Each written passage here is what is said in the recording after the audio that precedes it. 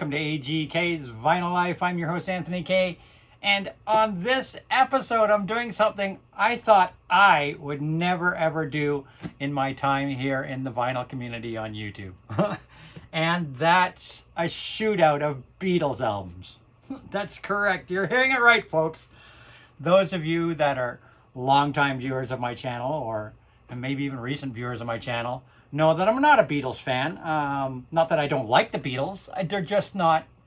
Beatles came to me after they were already broken up. I was a Paul McCartney and Wings fan back in the 70s. Band on the Run had come out. That was the album that hooked me on of course, anybody to do with the Beatles.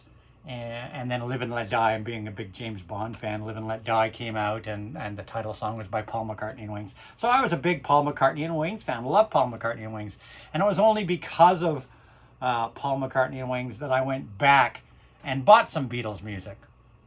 And the first thing I got was actually, I remember it was a Christmas present from my parents, and it was Magical Mystery Tour on vinyl, the old Capitol label, such as this single right here. And I thoroughly enjoyed Magical Mystery Tour. I really did love that album at the time, but I never went beyond that album. I just, I knew Beatles songs. You heard them all the time on the radio, but I never really got hooked on the Beatles until, of course, the Red and the Blue came out. These albums right here. And for me, when I picked these up, and these are my original Canadian Capitol Records pressings on black vinyl, as you can see. I'll pull one of them out. These are my original Capitol Records pressings that were released here in Canada of those albums. And when I bought these two albums, these exact two albums, when they came out, that was enough for me. That gave me all the Beatles I needed. I had the Magical Mystery Tour as a present that I'd gotten, but that was everything I needed from the Beatles. I listened, obviously I had friends in high school that had Beatles albums, so I knew all the albums. I'd heard them at friends' houses and stuff who did like the Beatles. But for me, this is all I have ever needed all my life for the Beatles. And I was satisfied with that. Then in the 80s, when, of course, CDs came out, they were releasing the Beatles catalog, and being new to CD and jumping on, pretty much every CD that came out back in the day when CD first started and there was a craze. They released some Beatles albums, and, of course, I picked up a copy of Magical Mystery Tour because I did like that one so much. And this is my original 80s first, you can't call it a first pressing, but it's the first CD release of Magical Mystery Tour. And I did end up picking a couple subsequent ones. Sgt. Pepper, just because everybody said, yo, you gotta have Sgt. Pepper. So I grabbed Sgt. Pepper, and it's a good album, but I really have grown kind of sick of it over the years. And Abbey Road, which I did really love. I didn't really listen to Abbey Road until I got this CD. I knew songs on Abbey Road from, obviously, like I said, from other people's going to parties and whatnot. But the first time I actually sat down and listened to Abbey Road was when I bought this exact CD back in the 80s. This is all of these being first generation CDs of Beatles. And they're all I've ever needed. And so, yeah, I'm not a Beatles fan, but I'm not a Beatles hater. And anybody that's watched my channel knows that I did actually jump on the Giles Martin Sgt. Pepper when it came out, and I jumped on the Giles Martin Abbey Road when I came out, and I even jumped on the Giles Martin White Album when it came out, just because everybody was buying them, and I got sucked into buying them just because everybody was buying them and it was a big deal. But all three of those albums I never kept. I played when they first came out. I bought them, the Sgt. Pepper, the White Album, the Abbey Road, and I played each one of them once, and then they just got filed away in my collection and forgotten about. Just like these probably got played once each time back in the 80s when they first came out and have been filed away. I don't remember the last time I ever listened to these. It probably has been 30 some odd years since I played either of these, any of these three CDs. So that just shows you, I don't really need the Beatles in my life. They weren't a thing for me. It's just simple as that. They weren't a thing for me. No hate going on here. They just weren't a thing for me. Um, and then, you know, a few months ago, I picked this up. Just this is a single from when Got to Get You Into My Life. What became a big thing in the 70s. It got released on its own in the 70s. Was very popular when the rock and roll music album came out. And I only picked this up. I picked this up at a flea market a while ago. And the only reason I picked this up is because the flip side had Helter Skelter on it, which I really do love. I think that's the only song I really love from the White Album. But is it enough to keep the entire White Album? No. So, you know, just to have Helter Skelter, I picked up that single. But yeah, I did eventually get rid of all my Giles Martin remixes just because I bought them, I played them once, and I got rid of them. The Sgt. Pepper was the 2 LP. I sold it at an auction and got good money for it. The White Album I also sold at one of my auctions, got good money for it, and then eventually I even got rid of Abbey Road, which was my favorite of the three, and I sold it at an auction and got good money for it. So, you know, I was able to flip them, at least get my money back and make a few bucks on those 3 Giles Martin's releases. The Abbey Road, I was ready to just kill myself listening to that. I loved the Abbey Road. I got suckered into buying the box set thing, the deluxe edition, whatever you want to call it, the 3 LP in the box version of Abbey Road. But honestly, you know, I liked Abbey Road. It was a mistake to me. I should have just bought the single LP of Abbey Road, but I bought the box because I'm kind of that kind of guy. And I started listening to the 2 discs of outtakes and demos and things from Abbey Road, and I was ready to kill myself about halfway through the second side of the 4 discs. I never did listen to discs sides 3 and 4. It was just, I mean, if you're a Beatles fan, great, but it was just, oh God, why did they put this? There's a reason this stuff has never been on record before. So yeah, so I got rid of all of those. Which brings me to the point of today's video. Of course, everybody, we all know that the Red and the Blue were remastered by Giles Martin and released about a month ago, and I've shown this in previous videos. And I went for it, just because, like I said, for me, these 2 albums right here are the only thing I need by the Beatles. So I said, you know what? I'm gonna pull the trigger on it. I actually got this on sale. It was, I think, about $170 Canadian for me, which was considerably cheaper than what. And I got this from UDiscover because I had a discount. I had a coupon for UDiscover, so it was like, you know what? I'm gonna buy it because I did, obviously researched it and saw videos on it and whatnot, and knew what was coming out. Knew it contained an extra LP in each one, and I looked at the track listings on the extra LPs of each of these and said, you know, I like the stuff that they put on the extra LPs, so why not? Is this an upgrade? What is this going to be for me? Do I really need it or don't I really need it? I don't know. It was a spur of the moment decision, caught up in the hubbub of it all, that I decided to buy this album. And I even went so far at the same time when ordering this as to order then on both a 12-inch and a 7-inch.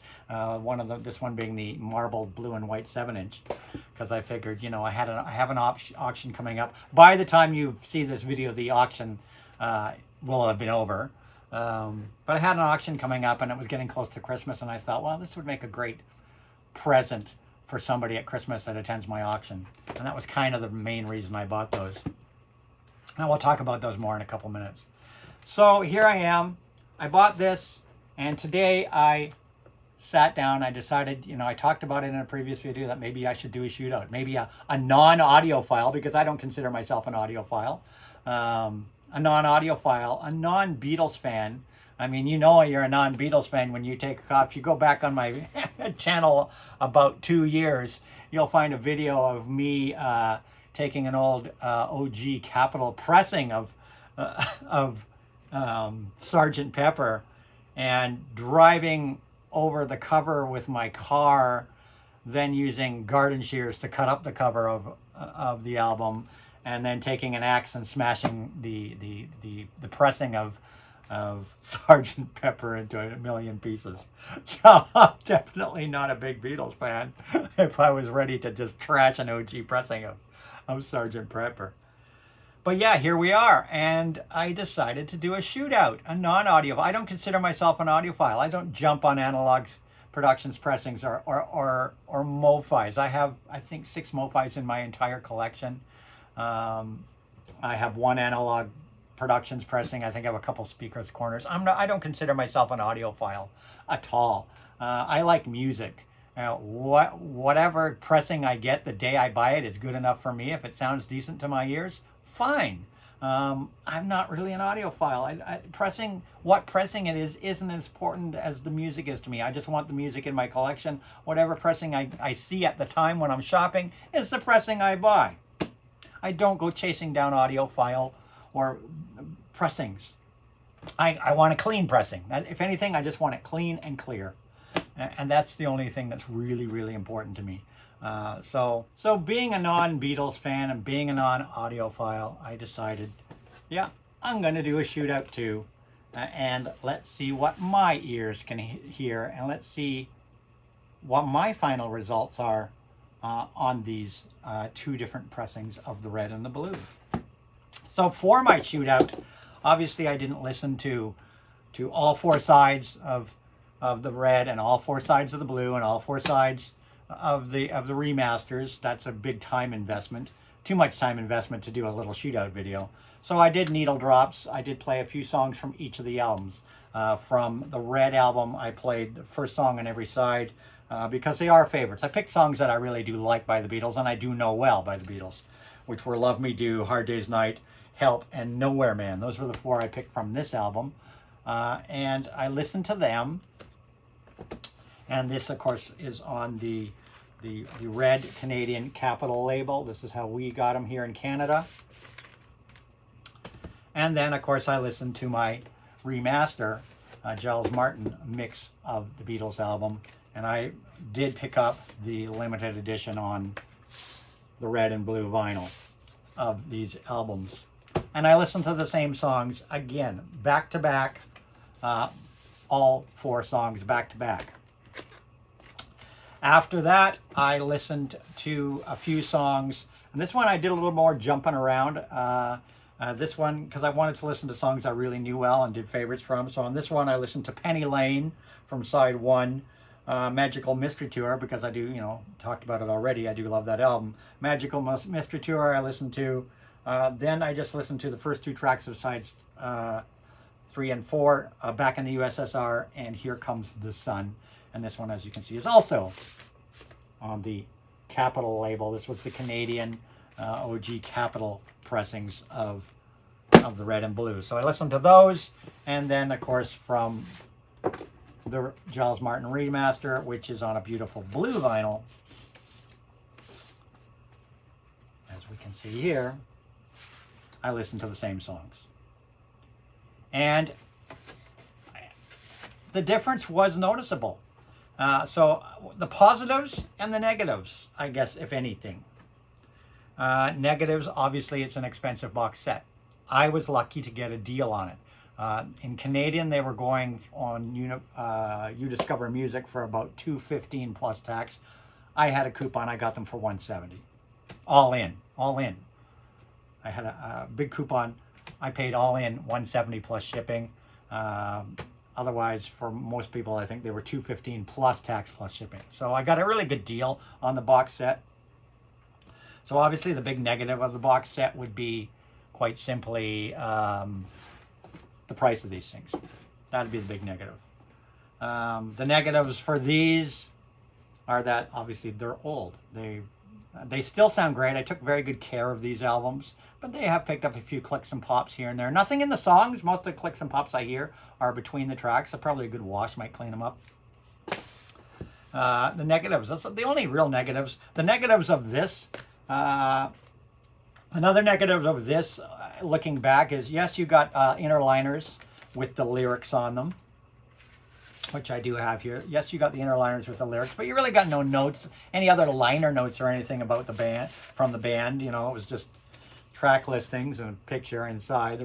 They were pretty bare bones albums back in the day. The positive about this is that both the red and the blue come with a nice, besides the recreation of the lyrics liners, you do get a nice little insert in each of the albums that talks about the albums, which is kind of nice. So that's a plus. as well. And let's get to it. Before I give you my final rating after and results and a non-audiophile's ear and a non-Beatles fan's ear opinion of these two pressings, we'll just stop for this little station identification.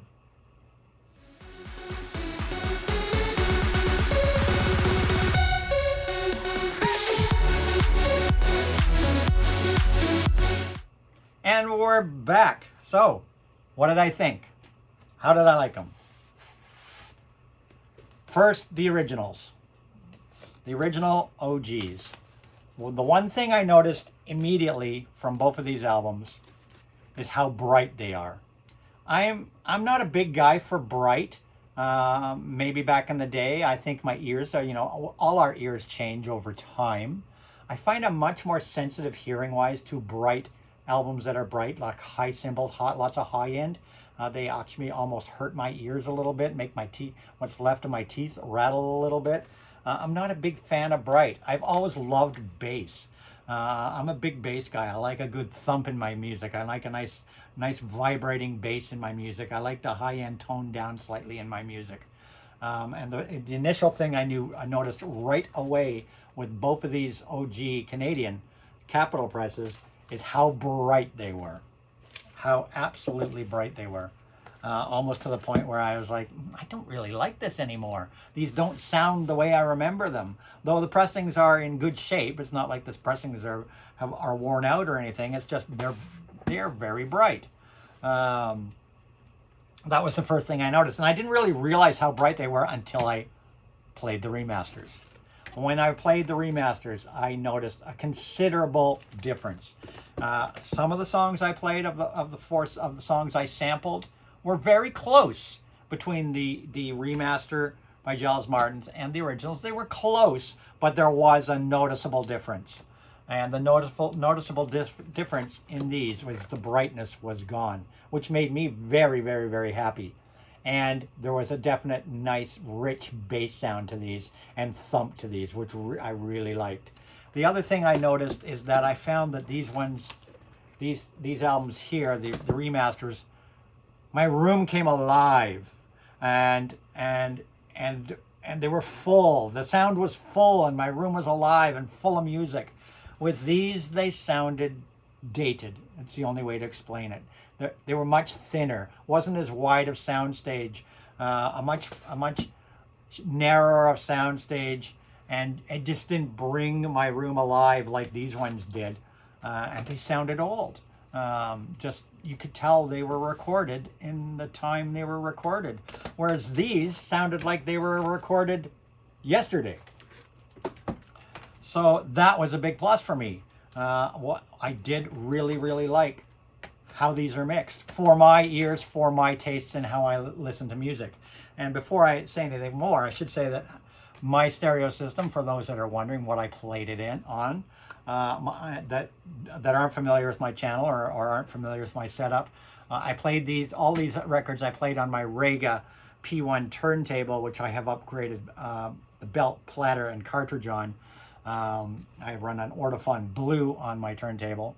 My turntable goes through a Rega preamp into my Yamaha preamp and into my Yamaha RV6A amplifier, which has a dedicated analog circuit in it as well. So I was playing through the analog circuit of my Yamaha amplifier, coming out on a pair of JBL tower speakers, a Yamaha subwoofer, and a rear pair of Bose bookshelf speakers, because I've always played 4-channel stereo. Always in my life I played 4-channel stereo. So that's my setup. That's what I listened to it on. And like I said, my room came alive playing these. The sound was rich. It was full. And the number one thing, the two things that I noticed the most about both these pressings, the two things I noticed about very bright, but lots of volume. To listen to these ones, I had my volume set at minus 28 dB was the listening level of these ones. These ones were a tad quieter, and to get the same volume level to match these ones, I was listening to these at minus 25 dB. So there was a, in my opinion, there was a minus 3 dB difference between the originals and the new ones. So you got to crank the new ones up just a tad more than the OGs. Not much. I mean, we're talking 3 dB. So that was the one thing I noticed, was the volume dB was three different for my ears. To get these two to match in volume, it was a 3 dB difference. And the other big difference in this one, very bright. I mean, the bass is there. You know, you hear nice bass in these ones as well. There was good bass in them. But none of these discs made my subwoofer vibrate and thump and really produce a nice bass sound out of my subwoofer. I got bass out of my other speakers. It sounded good. The bass was coming. There was bass there, but they definitely were more on the bright high-end side. These ones got my subwoofer going. I found these ones just smoother, overall smoother. Like I said, smoother, wider soundstage, fuller soundstage, and they got my subwoofer going. And there was a nice thump in the room, and a really nice sounding and rich sound and smooth sound. And the high end was toned down. And for my personal taste and my listening, I preferred that sound over my OGs. So in conclusion, I think you know what my results are. Hands down for me, the brand new remasters are the winner over my OG Canadian presses. Hands down, absolutely loved what I heard. And I actually am looking forward to playing these entirely through now. And in my opinion, did I get my money's worth? At $170, as to these that you can, here in Toronto, you could pick up a decent ones in this condition that mine are in good condition. You're going to pay a minimum of $25, $30 per disc at any record store used in the condition that mine are in. So you're probably going to look at $50 or $60 to buy a pair of these here in Toronto, as opposed to, well, like I said, they go for $216, I think it is, but I paid $170. So is it worth the money? Yeah, I think so.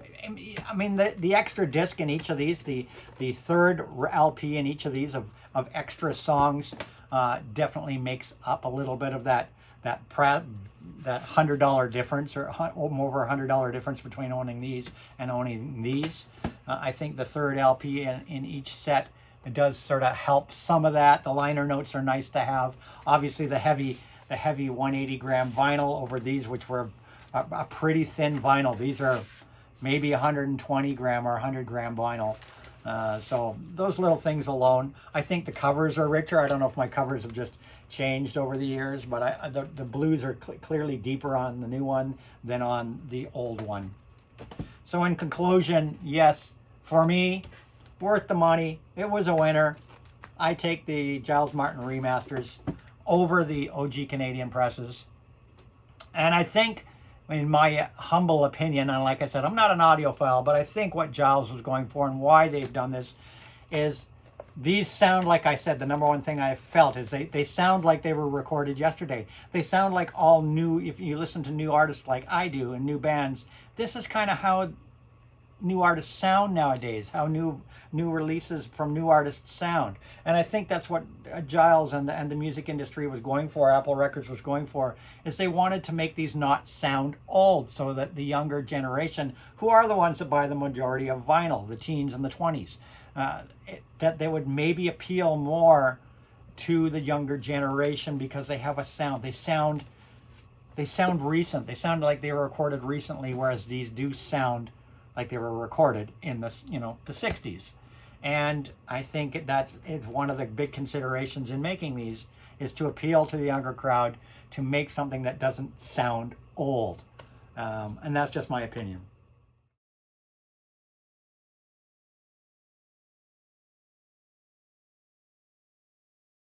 And the last thing in my show today, Now and Then. I haven't heard Now and Then. I've heard snippets of it here and there. You can't, it's kind of hard, you know, there's commercials on TV, whatever, commercials everywhere that play a few snippets of it. But I hadn't listened to it until I pulled it out and played it on this album. I didn't want to hear it until I'd heard it for the first time on my vinyl pressing. And what's my opinion on Now and Then? It's okay. I like it. I actually like the song. Is it spectacular? No. But as a non-Beatles fan, I initially went in thinking I'm not going to like this because I'd heard the chorus now and then, and I was like, I'm not going to like this. But I actually, after hearing the entire song, do like the song. Yes, I do. So we're buying these a good idea. My original intention for one of these was to give it away at an auction, or maybe one or both of them, to give them away at an auction. And now that the auction that I would be giving them away for is going to be passed by the time you see this video. So one of these, most likely this one, will have gone to a new home. And would I keep one of them for myself? That will just have to wait and see. I don't know at the time of making this video. Will I keep both of them as a souvenir, because this particular pressing is going up in value very quickly as it's sold out. I like Now and Then. Did I like Now and Then enough to want to keep the 7-inch for myself? Only time will tell. And that's it. I hope you enjoyed this shootout I did and look at the Beatles music from a non-Beatles fan, a non-audiophile perspective. And I'll see you guys in my next video. And as I always say, rock and roll.